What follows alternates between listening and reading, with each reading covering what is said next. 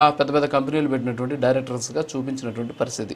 సరే ఇవన్నీ కూడా పక్కన పెట్టేస్తే ఓవరాల్‌గా చెవిరెడ్డి భాస్కర్ రెడ్డి ఎపిసోడ్ ఇప్పుడు ఏం కాబోతుంది? అంటే చెవిరెడ్డి భాస్కర్ రెడ్డి ఆస్తులను జప్తు చేసినటువంటి నేపథ్యంలో ఇదే పందాని కూటమి ప్రభుత్వం కంటిన్యూ చేస్తుందా లేదా? ఇదే ఇవాల్టి హాట్ టాపిక్. ఆ టాపిక్‌లో మనతోటి బత్తిన మధుబాబు గారు జనసేన ఉమ్మడి చిత్తూరు జిల్లా ఉపాధ్యక్షులు, అలాగే నర్రా విజయ్ కుమార్ గారు సీనియర్ జర్నలిస్టు లైవ్‌లో ఉన్నారు. వీరితో పాటు వైఎస్ఆర్ కాంగ్రెస్ పార్టీ సీనియర్ నాయకులు సత్యవేడ్ ఇన్ఛార్జ్ అజయ్ కుమార్ గారు, అలాగే టీడీపీ సీనియర్ నాయకులు విజయ్ భాస్కర్ గారు మనకి కాసేపు జాయిన్ అవుతారు. ముందుగా విజయ్ కుమార్ గారు గుడ్ మార్నింగ్. సో ఓవరాల్‌గా చూస్తున్నాం చెవిరెడ్డి భాస్కర్ రెడ్డికి సంబంధించినటువంటి ఆస్తుల వ్యవహారం జప్తు చేయడం. సో ఇప్పటివరకు కూడా కేసులు పెడతారు, నాయకుల్లో ఒకటి ఉండేదన్నమాట, అవినీతి అక్రమాలు చేసేయడం, కేసులు పెడతారు, కేసుల నుంచి ఎలాగో బయటకు వచ్చేస్తే ఎలాగో డబ్బు ఉంది కదా, ఏదో ఒకటి చేసి బయటపడొచ్చులే అనేటటువంటి ఉద్దేశంతో ఉండేవారు. కానీ ఇప్పుడు ఈ జప్తుల దాకా వెళ్తూ ఉండడం, ఇలాంటి కేసుల్లో కూడా రెవెన్యూ రికవరీ యాక్ట్ కూడా పెట్టాలనేటటువంటి ఒక రకమైనటువంటి వాదన వ్యక్తమవుతున్నాడు. సో ఇవన్నీ కూడా చూస్తుంటే ఏంటి అసలు ఈ డెసిషన్ మంచిదేనంటారా, లేకపోతే ఏదైనా కక్ష సాధింపుగా చూడొచ్చు అంటారా మనం?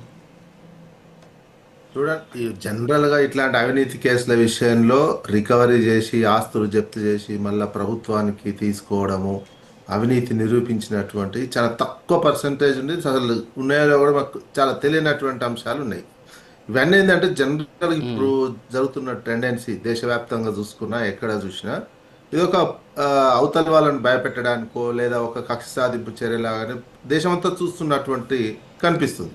దేశంలో ఒక ఉన్నటువంటి అదాని విషయంలో ఒక రకంగా వ్యవహరిస్తారు, మిగతా విషయాల్లో ఒక రకంగా వ్యవహరిస్తున్నారు. రాజకీయంగా ఏమైందంటే దేశంలో రాజకీయ వాతావరణమే ఒక రకంగా మారిపోయినటువంటి అంశం.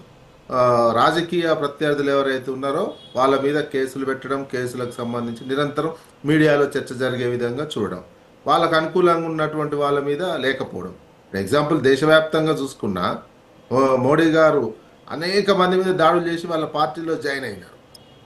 జాయిన్ కాగానే వాళ్ళకు సంబంధించిన విచారణలు కొనసాగట్లేవు, ఏమీ జరగట్లేవు. బెంగాల్లో చూసుకున్న, మహారాష్ట్రలో చూసుకున్న నాయకులకు సంబంధించినటువంటి మరి వాళ్ళ ప్రత్యర్థులకు సంబంధించినటువంటి అంశాల మీద ఎగ్జాంపుల్ ఢిల్లీలో కూడా లిక్కర్ స్కామ్కి సంబంధించినటువంటి అంశం టార్గెట్గా చేసినటువంటి అంశం మీద అక్కడ ప్రభుత్వం పడిపోయే విధంగా ఉన్నటువంటి కేజ్రీవాల్ మీద చేసినటువంటి చూసినాం. దాడి చేసిన ఉన్నటువంటిది జైల్లో కూడా పోయినటువంటి అంశం. ఇప్పుడు రాజకీయ టెండెన్సీ మారిపోయింది దేశంలో వ్యాప్తంగా. గతంలో జగన్ అధికారంలో ఉన్నప్పుడు ఓ రకమైనటువంటిది జరిగింది. ఇప్పుడు కూటమి అధికారంలోకి వచ్చినాక వాళ్ళ ఉన్నటువంటి నాయకుల మీద టార్గెటెడ్గా జరుగుతున్నటువంటి నిజంగా కరప్షన్ జరిగి ఇవన్నీ జరిగితే కేవలం ఇది ఒక వాళ్ళని జైల్లో పెట్టయితే ప్రత్యర్థులను కొంతకాలం మానసికంగా తృప్తి పొందొచ్చు అనేది అవుతుంది తప్ప ఇంతవరకు దేశంలో ఉన్నటువంటి వాళ్ళు కావచ్చు, రాష్ట్రంలో ఉన్నటువంటి వాళ్ళు కావచ్చు, అవినీతి జరిగితే శిక్ష పడ్డటువంటి దాఖలాలు కనిపించటం లేదు. వాళ్ళని చెప్తుంటారు, చెప్తే ఇప్పుడు చేశారు, రేపు కోర్టు తీర్పిచ్చి వచ్చిన తర్వాత ఏమవుతుంది, మళ్ళీ ఆస్తులన్నీ మళ్ళీ రిటర్న్ పోతాయి. ఇవి ఎంతకాలం వాళ్ళు సంపాదించుకునేది మాత్రం ఉండిపోతుంది. వాళ్ళు సంపాదించుకునేది 100 అనుకో, 5 కోట్లు 10 కోట్లు ఖర్చు అయిపోతుంది. ఆ రకంగానే చూస్తున్నటువంటిది ఉన్నది దేశంలో. ఇది దేశానికి ప్రజాస్వామ్యానికి సరైనటువంటిది కాదు. మొత్తం ఒక క్రోనీ క్యాపిటలిజం లాగా దేశాన్ని తీసుకెళ్తున్నటువంటిది కనిపిస్తుంది.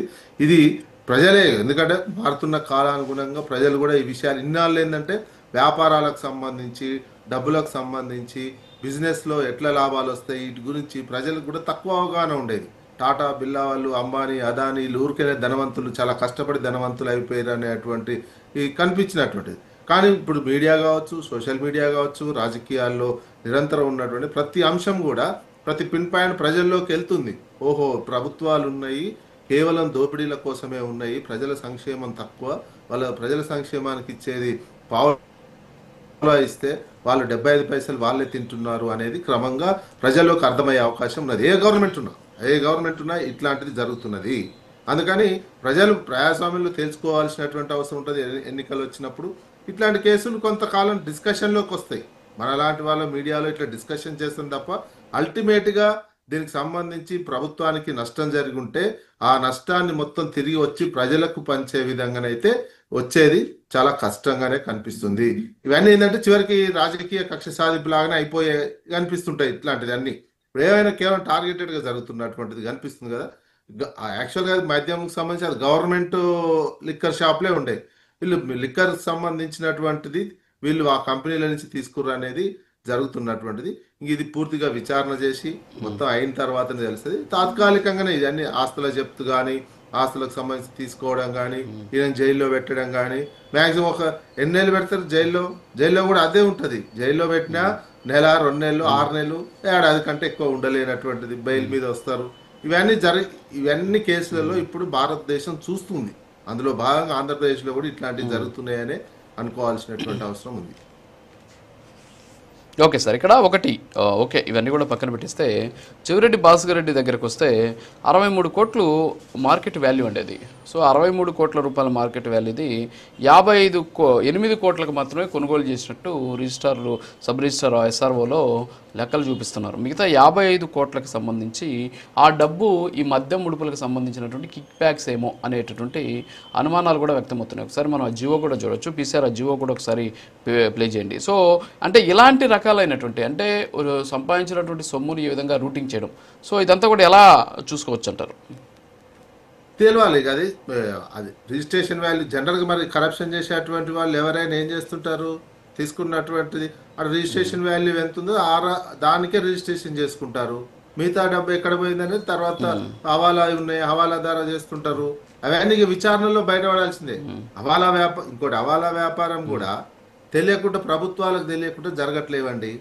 ప్రతి హవాలా హైదరాబాద్లో కానీ ఎక్కడైనా హవాలాకు సంబంధించిన కీలకంగా కూడా మళ్ళీ రాజకీయ నాయకులే ఉంటారు. ఈ హవాలా దాంట్లో కూడా హవాలా వ్యాపారం ద్వారా చేసుకుంటున్నారు. ఇవన్నీ ఏంటంటే లింక్ అయినటువంటిది రాజకీయాలకు, హవాలాకు, అవినీతికి లింక్ అయినటువంటి సబ్జెక్ట్ ఇవి.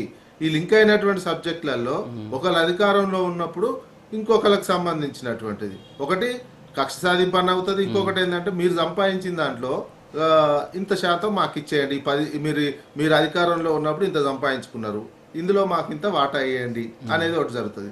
లేదా రాజకీయానికి సంబంధించినటువంటిది జరుగుతుంది. ఇవే జరుగుతున్నాయి. ఇక్కడ ఆంధ్రప్రదేశ్కే కాదు, దేశవ్యాప్తంగా ఈ రకమైనటువంటి పరిస్థితే ఉన్నది. ఇది ఇప్పుడు కొంతకాలం ఇప్పుడు చెవిరెడ్డి భాస్కర్ రెడ్డిది మీరు చెప్పినటువంటి 8 కోట్లకు చేస్తుండే మిగతా 55 కోట్లు ఏం పోయినాయి అనేది విచారణ చేస్తే తేలిపోతుంది. అది జనరల్ ఉన్నది. హవాలా ద్వారా జరిగిందా, హవాలా ద్వారా జరిగితే దొరికే విషయమే కాదు. దొరికితే మరి టార్గెటెడ్గా రాజకీయంగా పెడితే దొరుకుతుంది. హవాలాకు సంబంధించి లింక్, హవాలాకు సంబంధించి ఒక్కటి ఉండదు. ఆ హవాలానే అన్ని పార్టీల నాయకులు చేస్తాడు. అన్ని పార్టీలకు ఇంటర్నేషనల్ కూడా అట్నే ఉంది. లింకులు మొత్తం అట్లే ఉంటాయి. ఒకరికి తెలిసిన హవాలా వ్యక్తి అన్ని రాజకీయ నాయకులతోటి లింక్ ఉంటుంది, ఆఫీసర్లతో లింక్ ఉంటుంది, అవన్నీ ఉంటాయి. ఇవి కేవలం కొంత దూరం వరకే పోయి విచారణ ఆగిపోతాయి.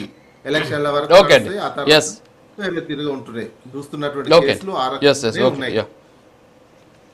ఓకే అండి. వత్రం మధుబాబు గారు గుడ్ మార్నింగ్. సో ఏంటి అసలు చెవిరెడ్డి భాస్కర్ రెడ్డి గారి మాయాజాలం చూస్తున్నారు ప్రైమ్ 9 స్క్రీన్ మీద కూడా. చివరికి వాళ్ళ కుటుంబ సభ్యులను కూడా కేసుల్లో ఇరికించేసినటువంటి పరిస్థితి. ఇక్కడ ఒక రకమైనటువంటి విషయం ఏంటంటే చాలా ఒక అద్భుతం అనమాట. ఇది ఒక ల్యాండ్ని కొనుగోలు చేసి ఆ ల్యాండ్ని కేవలం కొన్ని నెలల్లోనే అమ్మేసి దాదాపు 13 కోట్ల రూపాయల సంబంధించినటువంటి ఆదాయం వచ్చిందని చూపించారనమాట ఇందులో. సో ఏంటి అసలు ఇలా ఇంత ఈజీగా డబ్బులు సంపాదించవచ్చు అని మీకు ఏమన్నా తెలుసా? చెవిరెడ్డి భాస్కర్ రెడ్డి గారితో మీకు కూడా కొద్దో గొప్ప మరి పరిచయం